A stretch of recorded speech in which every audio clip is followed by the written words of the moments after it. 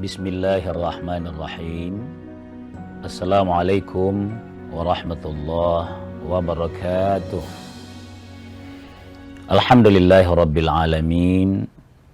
Alladzi ja'ala syahra ramadhana sayyidash syuhur.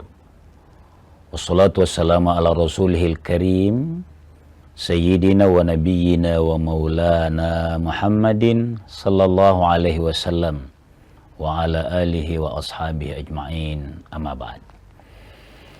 Alhamdulillah, kembali kita bersyukur kehadirat Allah subhanahu wa ta'ala di subuh pagi hari Ramadan ini. Kita berjumpa lagi dalam tadhkirah sekitar puasa kita. Semoga insyaallah menjadi motivasi dalam menunaikan ibadah kita ini dan selanjutnya ke depan. Mudah-mudahan kita dikuatkan oleh Allah. Amin. Salawat dan salam atas junjungan kita Nabiullah Muhammad sallallahu alaihi wasallam.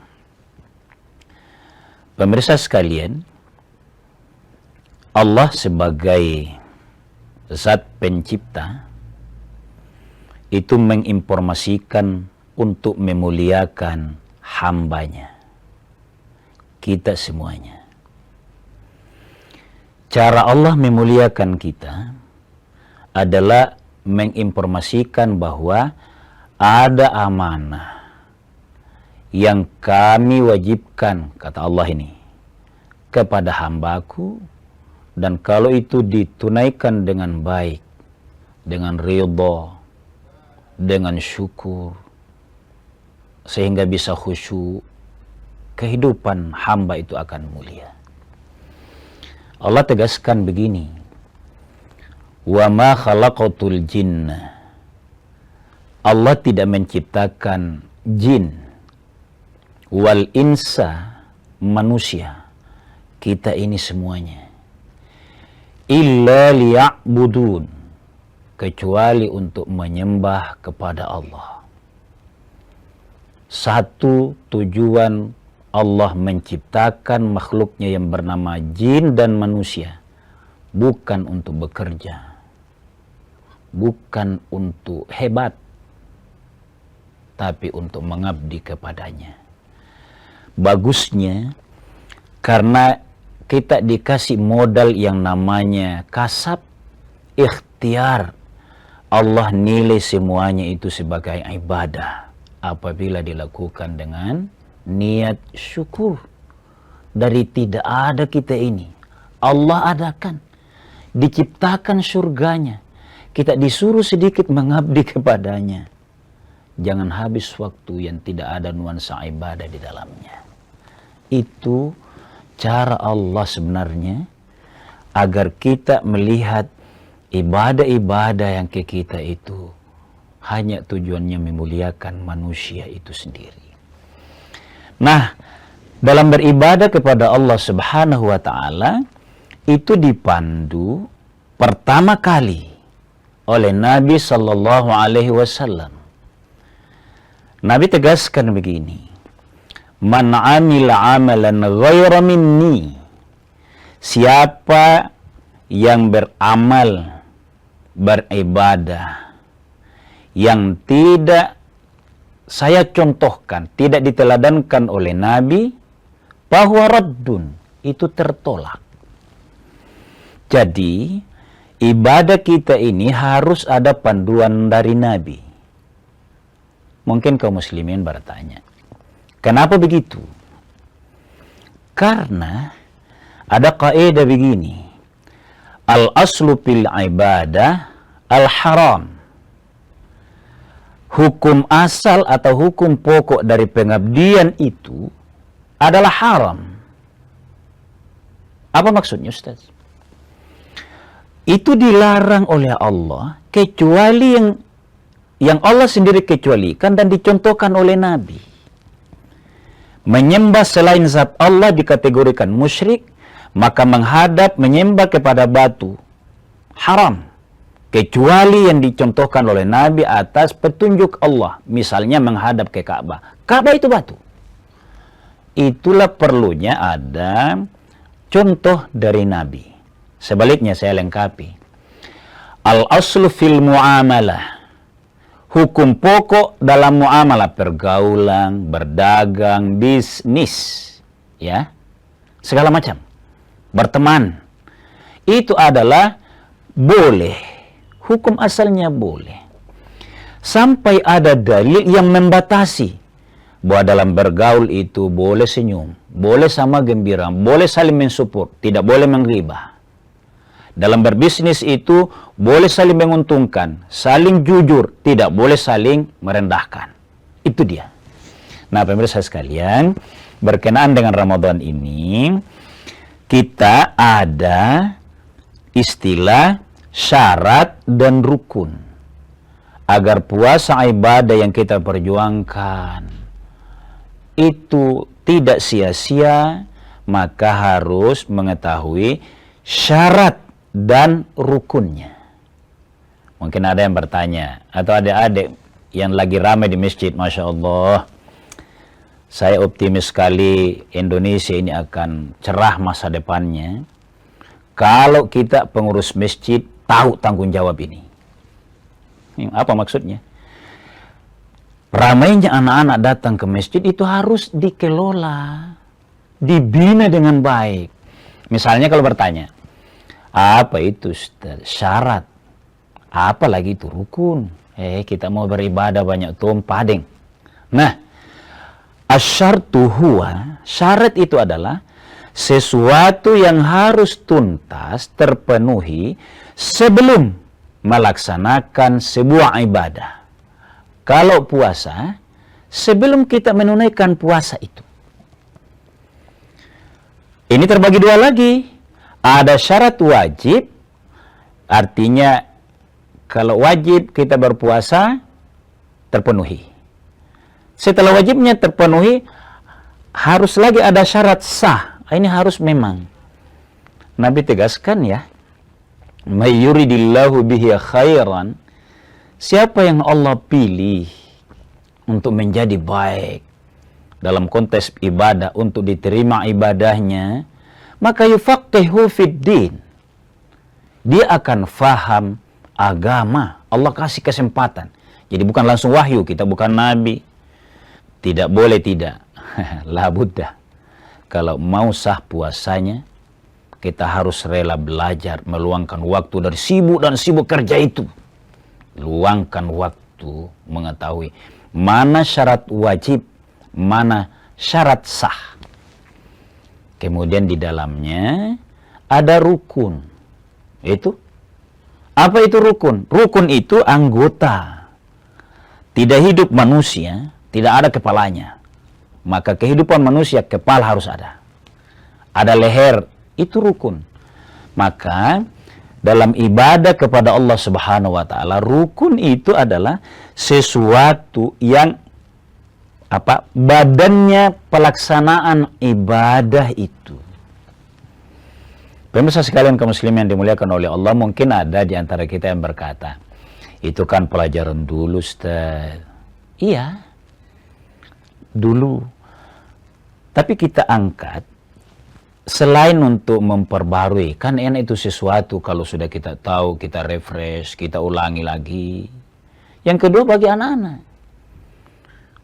Saya khawatir pemirsa sekalian, kalau tidak ada, kalau masjid-masjid sibuk, langsung kajian-kajian tingkat tinggi, fikih dasar yang seperti ini, tidak. Ada pertanyaan. Apa yang kita lanjutkan, apa yang kita kaji, kalau yang dasar kita belum mapan? Apa bedanya syarat wajib, syarat sah? Lalu apa itu rukun? Gabungkan semuanya. Ada fikihnya. Kita lanjut setelah jeda sejenak.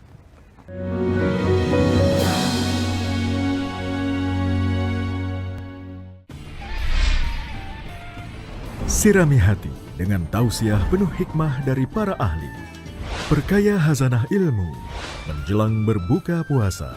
Salat tanpa sabar tidak bermanfaat, begitu pula sebaliknya. Maka ketika kita diuji oleh Allah, ada 5 macam ujian yang Allah tawarkan kepada kita di dalam Al-Quran. Kurma, kuliah Ramadan, setiap hari selama Ramadan sebelum azan maghrib di Kompas TV.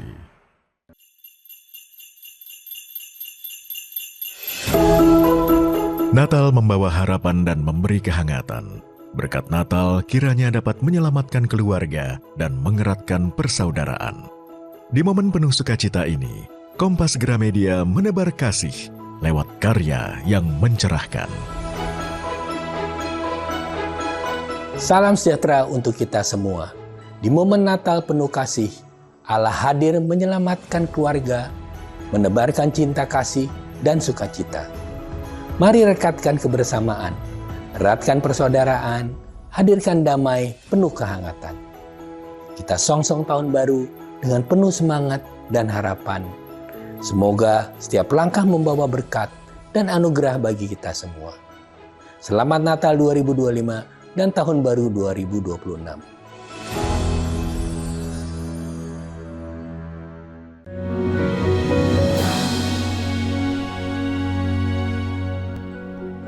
Pemirsa sekalian kaum muslimin dimuliakan oleh Allah Subhanahu wa taala, semoga kesenangan, kegembiraan, ketulusan kita beribadah puasa ini sambil melayani itu dinilai oleh Allah sebagai ibadah yang bentuk kesyukurannya kita dan kita gembira mengamalkannya sehingga terasa sangat ringan, sangat nikmat.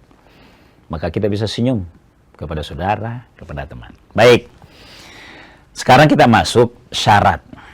Syaratnya yang pertama ya, ini masuk syarat wajib. Al-Islam. Oh gampang ini kalau selesai ini. Tapi saya mau baca dalilnya. Nabi SAW tegaskan, Bunyal Islamu ala khamsin. Islam itu dibangun atas 5 dasar. Salah satu di antaranya adalah as-siyamu atau as-saum, adalah berpuasa. Maka wajib berpuasa bagi umat Islam. Saya percepat saja yang ini. Kemudian yang kedua, saat sudah baligh. Baligh itu kalau dalam fikih Safinatun Najah, mungkin teman-teman masih ingat ada fikih yang cuma berapa halaman, tapi dia merangkum pokok-pokok beribadah. Hebatnya karya ulama Indonesia, Syekh Nawawi, Al-Bantani. Baligh itu diukur dari pertama, kalau anak kita itu sejahtera, gizinya bagus, usia 9 tahun, laki-laki berpotensi bermimpi, baligh itu.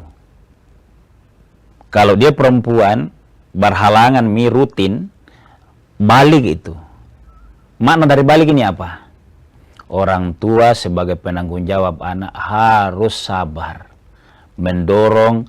Kalau usia 7-8 tahun, ibadah yang kita contohkan ke mereka itu belum rutin, di sini dikasih tahu, baligh makina. Kenapa cepat baligh? Belum 15 tahun? Karena Alhamdulillah, berkah kamu saling mendoakan ayah dan bunda, rezekimu ada, proteinmu bagus, tapi kamu menjadi hamba Allah yang utuh, sudah wajib beribadah kepadanya. Itu yang pertama. 9 tahun berpotensi itu umumnya adalah dihitung 15 tahun. Nah, biasanya yang paling umum dihitung di sini. Tapi jangan lupa tadi, kalau baru 19 tahun, nah orang sejahtera, orang makmur kira-kira gitu, maka dia sudah wajib beribadah kepada Allah. Orang tua memang selain mendidik dari kecil, lewat contoh, mengajak, diinformasikan ini. Yang ketiga, menjadi syarat untuk berpuasa adalah berakal sehat. Apa maksudnya? Oh, biasa, normal kayak kita ini sehat. Maka kalau ada yang kurang sehat, maaf kalau kita menyebut, orang bilang stres. Mungkin karena sesuatu lah yang bikin dia stres. Ini juga harus dirawat ya. Puasa merawat ini. Puasalah agar tidak stres. Kira-kira gitu. Nah, Nabi tegaskan rufi'al qalamu an thalathin. Diangkat pena itu dari 3 kelompok manusia. Anin naimi hatta yastayqidha. Dari orang yang tidur sampai dia bangun. Itu sebabnya kalau orang kelelahan, tidur sebelum subuh, bangun setelah jam 7, artinya keluar mi jam subuhnya, sudah masuk mi waktu duha, tidak berdosa asal tidak sengaja. Karena Allah yang jamin, maha pengasih penyayangnya Allah dan luar biasanya agama ini. Tidak ada paksaan. Hatta yastayqidha. Berikutnya, wa anis sabi hatta yablugha. Itu tadi, masuk poin kedua tadi, orang yang sudah balik dari sabi itu belum dicatat. Jadi kalau dia salah, ini perlu ditimbang ya. Kalau ada anak, kita kategorikan di bawah usia sehingga tidak kena hukum, perlu dikomparasi dengan hukum Islam. Karena banyak kejadian. Kita diskusilah, saya tidak mengklaim. Diskusi baik-baik, penerapan hukum yang kita anggap di bawah anak, tapi kok bisa membunuh? Harus seimbang antara pandangan agama dengan pandangan hukum yang sayang, apakah ada RT, HAM, segala macam itu. Lanjutkan diskusinya. Karena jangan sampai aspek lain dia sangat dewasa, sementara kita hanya umurnya yang dikategorikan di bawah. Membunuh bisa. Luar biasa, ngeri. Tapi saya sebut ini pemirsa sekalian. Yang berikutnya, memang mampu. Ada mbak orang yang tidak mampu? Ada hamba Allah yang diberikan kekuatan atau diberikan kesempatan panjang usianya. Lansia. Dia sudah tidak mampu. Nanti ada hukumnya. Nanti kita sebut suatu saat. Kalau dia lanjut usia, malah akan sakit kalau dia berpuasa. Islam begitu hebatnya agama ini. Kalau memang sudah lansia, yang menurut dokter ini sudah tidak layak puasa, atau memang dia sampai tambah sakit, di atas 80 tahun, maka dianggap tidak mampu berpuasa, maka dia tidak wajib. Yang berikutnya, memastikan bahwa ia puasa karena sudah masuk Ramadan. Memastikan. Karena kalau berniat puasa Ramadan, nah belum Ramadan, maka itu kan belum wajib. Maka harus mengetahui masuknya bulan Ramadan. Lewat mana? Ya kita ikut belajar. Yang kedua ikut kepada lembaga dan pemerintah yang punya alat otoritatif memastikan masuknya puasa. Saya bacakan dalilnya. Mengulangi. Sumu li ru'yatihi. Diperintah kalian puasa karena melihatnya. Wa aftiru li ru'yatihi. Berbukalah atau berlebaranlah nanti di akhir Ramadan karena melihat bulan. Fa in ghumma, apabila terhalang.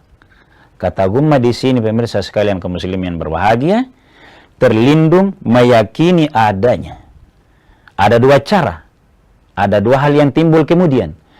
Bagi yang memahami bahwa fa'akmilu salasina, sempurnakan 30, karena belum melihat, boleh namanya ahli ru'yah. Kalau yang memandang bahwa ihtisaban atau sudah ada bulan, cuma belum terlihat saja. Lewat apa memastikan adanya bulan? Pasti lewat dengan lewat ilmu, hitungan matematis astronomi, memastikan adanya bulan, pasti adanya ya. Jangan karena ragu-ragu. Pastikan masuknya. Ada itu barang. Maka mulai masuk syarat wajib. Ini namanya aliran hisab. Yang mempedomani berpuasanya itu dengan hisab. Dua-duanya boleh. Dalam poin ini pemirsa sekalian. Allah subhanahu wa ta'ala mewajibkan puasa kepada umat Islam. Jangan umat Islam sendiri karena masih beragam. Saling merendahkan. Tapi alhamdulillah ya Indonesia luar biasa. Sudah sangat dewasa, tidak saling memaksakan fikih mazhabnya saja yang berlaku, lalu yang di sampingnya tidak. Baik yang hisab tidak merendahkan yang ru'yah pun sangat memahami yang hisab. Ini modal penting bagi terlaksananya ibadah-ibadah lain. Karena kompak dalam sebuah negeri yang besar, negeri muslim yang terbesar, namanya Indonesia, dan itu negeri kita. Dalam Ramadan ini harus kita paham sama-sama.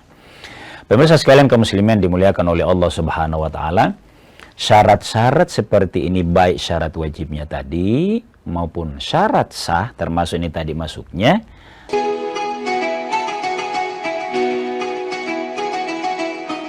Mari sambut hari yang fitri dengan hati penuh kemenangan, menjalin silaturahmi, menguatkan persaudaraan dalam kebersamaan.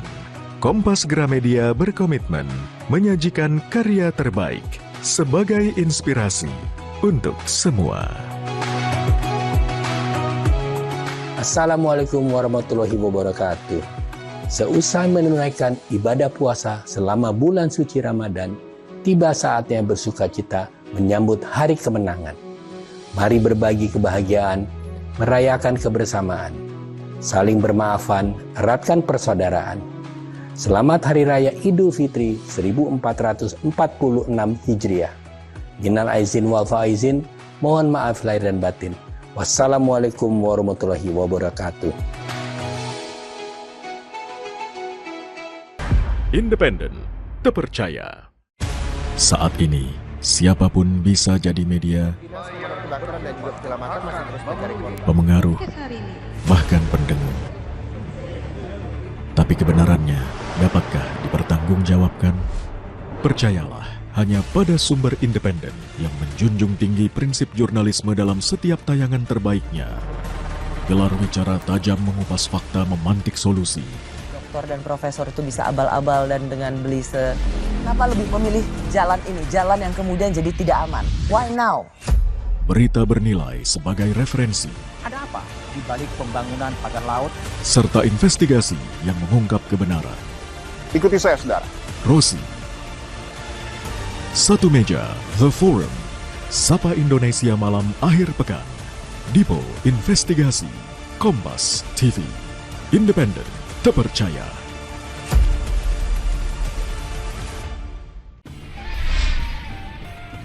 Sirami hati dengan tausiah penuh hikmah dari para ahli. Perkaya hazanah ilmu menjelang berbuka puasa. Salat tanpa sabar tidak bermanfaat, begitu pula sebaliknya. Maka ketika kita diuji oleh Allah, ada 5 macam ujian yang Allah tawarkan kepada kita di dalam Al-Quran. Kurma, kuliah Ramadan. Setiap hari selama Ramadan, sebelum azan maghrib di Kompas TV.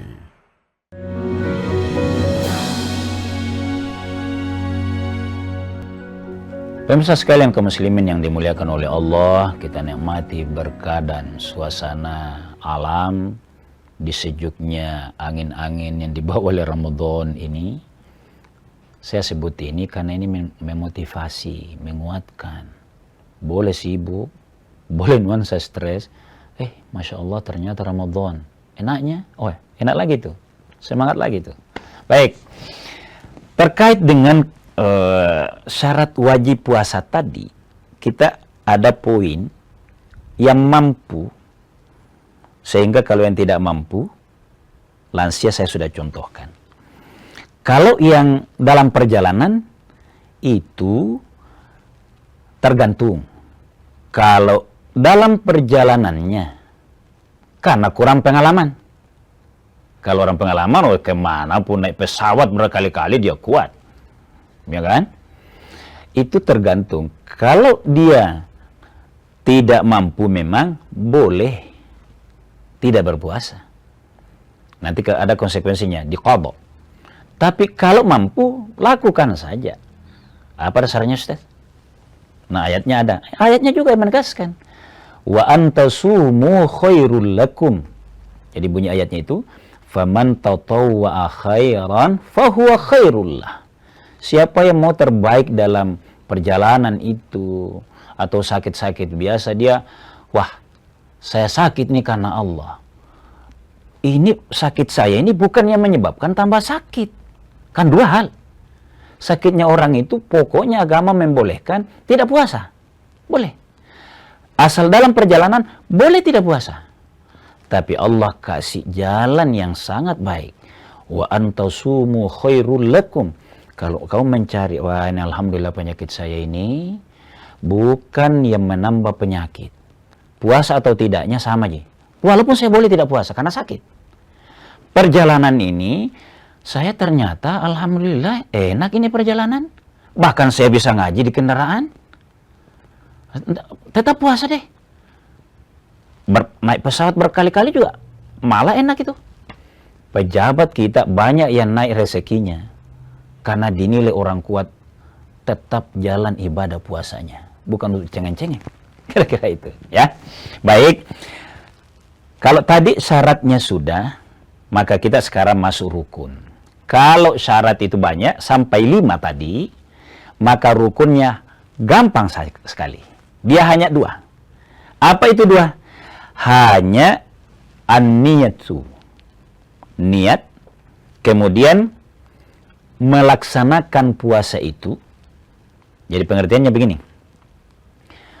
Niat melaksanakan puasa itu di malam hari, kemudian menahan diri imsakun muftirin, asal sudah menahan diri dari yang membatalkan air, segala yang bisa masuk ke kerongkongan manusia itu, lubang-lubang manusia itu sudah berpuasa. Cuma saya mau tambahkan di niat, karena ramai nih tentang niat. Apa itu niat? Nabi bersabda begini, "Malam yajma'is siyama qabla al-fajri falau siyama lahu." Siapa yang tidak berniat masih di malam Ramadan, ya, berarti ini kena puasa wajib ini. Di malam Ramadan dia tidak berniat, falau siyama lahu. Jadi siapa yang tidak berniat sebelum fajar sampai besoknya, maka dia tidak sah puasanya. Saya tambah lagi satu. Malam yubayyiti siyama qabla al-fajri falau siyamalah. Itu 2. Kalau tadi hadis riwayat Abu Dawud, sekarang ini riwayat Tirmidzi. 2 hadis yang menguatkan begitu pentingnya wajib berniat setiap malam. Kaku begitukah? Tidak juga. Ada imam mazhab yang membolehkan untuk antisipasi. Tapi kita tahu dulu, wajib berniat setiap malam. Cuman, ada imam mazhab yang menegaskan bahwa dianjurkan dan dipandu di masjid berniat puasa Ramadan sebulan penuh. Jangan dikakukan di situ. Jangan dimaknai pendek. Ini sebenarnya kalau orang berniat sebulan penuh, itu untuk memudah. Pertama memang ada imam mazhab membolehkan. Kalau lupa karena manusiawi, kan Ramadan itu 1 bulan. Berniat sebulan, iya. Bahwa pernah buka, iya pernah buka.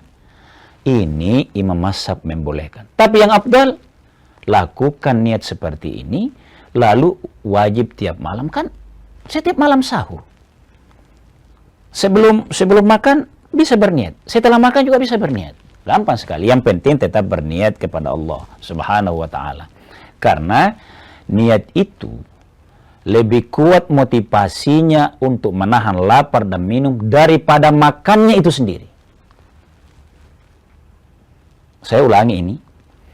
Niat, karena itulah yang akan meresap, bukan hanya makanan yang mengalir setelah kita makan, ya, setelah kita minum, bukan. Justru motivasi inilah yang menahan orang sangat kuat tidak lapar. Kalau ada orang lemas sekali kalau puasa dia, seluruh kegiatan menjadi alasan di kantor tidak melayani, sebenarnya niatnya yang tidak kuat. Saya sengaja begini, ibadah kita itu harus kuat. Jangan menjadi alasan mengurangi produktivitas. Kalau mengurangi produktivitas, apalagi yang melayani umat, dia senang menerima gajinya, maaf ini. Tapi lemah dalam hal ini, mengurangi dengan alasan puasa. Sebenarnya, bukan itu tujuan Allah. Bukan. Ini bulan latihan. Nah, itu pentingnya niat. Innamal a'malu binniyati. Sesungguhnya amal itu diterima, makbulnya di sisi Allah. Dan kuatnya kita mengamalkan karena niat. Yang terakhir sekali saya ulangi saja tentang tidak makan dan tidak minum itu. Nabi tegaskan bahwa fal'ana bashiruhunna. Ada ayat tentang itu. Boleh malam hari membedakan puasa umat-umat lain dengan kita. Kan puasa umat dulu itu kan 40 hari dia. Jam menahannya jauh lebih lama dari kita. Bahkan ada yang mengatakan puasanya Nabi umat Nabi Musa itu awalnya 30 hari, karena mereka banyak bertanya, akhirnya 40 hari. Ada yang mengatakan dia sendiri yang tambah-tambahi. Tapi di sini ya, mungkin kita masih mendengarkan cerita klasik. Seseorang mendapatkan ilmu kuat, ilmu apa ya, yang kurang bagus lah, setelah 40 hari. Islam tidak mengajarkan itu. Per malam saja dia fal'ana basyiruhunna, boleh bergaul, bahkan makan, minum, seperti yang sudah kita amalkan. Kesimpulan jamaah sekalian, bahwa Allah mensyariatkan berbagai macam ibadah kepada manusia. Poin pertamanya adalah untuk syarat manusia itu dibedakan kedudukannya di hadapan Allah Subhanahu wa taala berdasarkan amalnya. Yang kedua, konteks ibadah puasa ada syarat yang kita kenal syarat wajib dan syarat sah. Kemudian ada rukun. Ini tujuannya semua agar orang beribadah itu sangat nikmat. Tidak ada pertanyaan lagi, karena ia ulang-ulangi pelajarannya, tahu semuanya ini, maka dia nikmat. Tinggal menambah ibadah-ibadah lain.